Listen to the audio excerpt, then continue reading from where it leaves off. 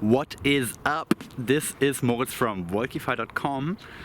I'm standing here just at a lake, frozen lake actually, right outside of Stockholm. I think in the background you can actually see people ice skating.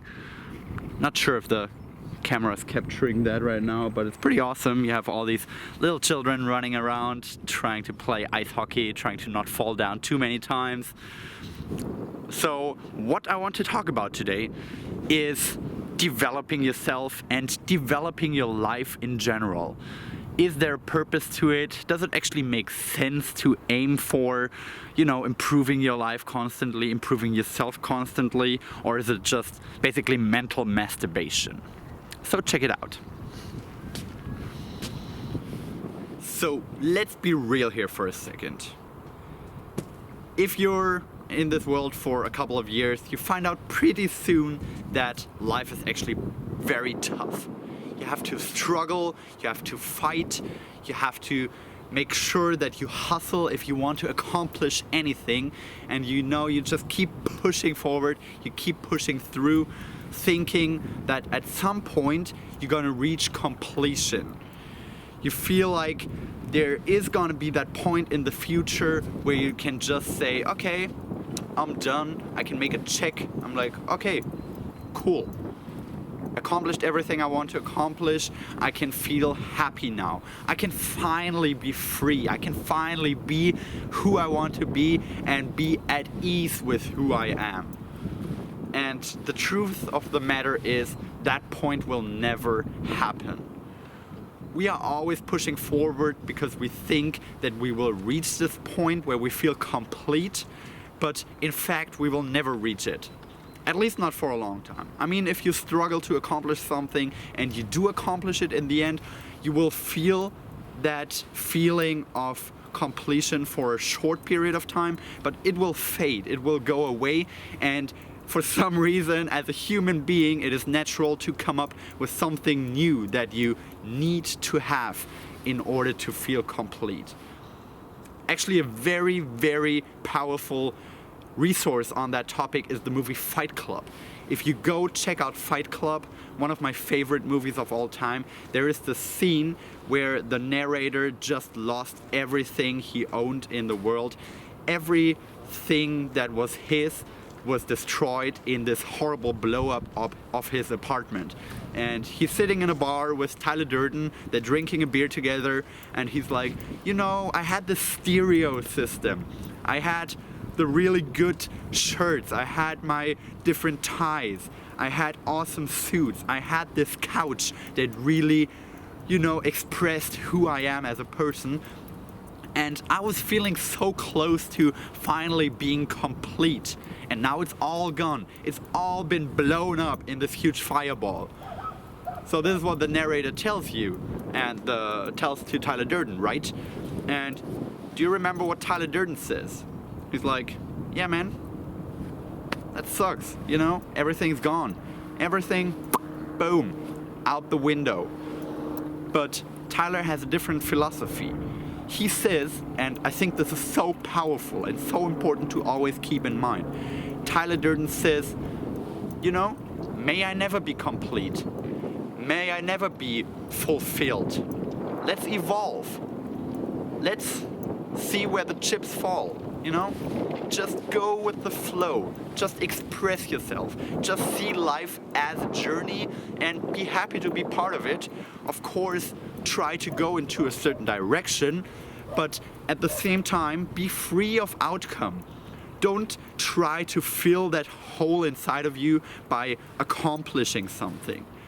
Be aware of the fact that you will never have that feeling of truly being fulfilled in the long run, because there is no end point to it.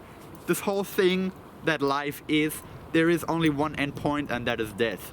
But before that, it is a journey. It is a continuous journey that we just have to embrace and feel happy about it, Just be happy to be here, be happy to live another day, and be happy to go into the direction that you seem fit for yourself and your life and what you want to do with your life. But don't do it because of the destination that you will reach. but do it because of the journey itself.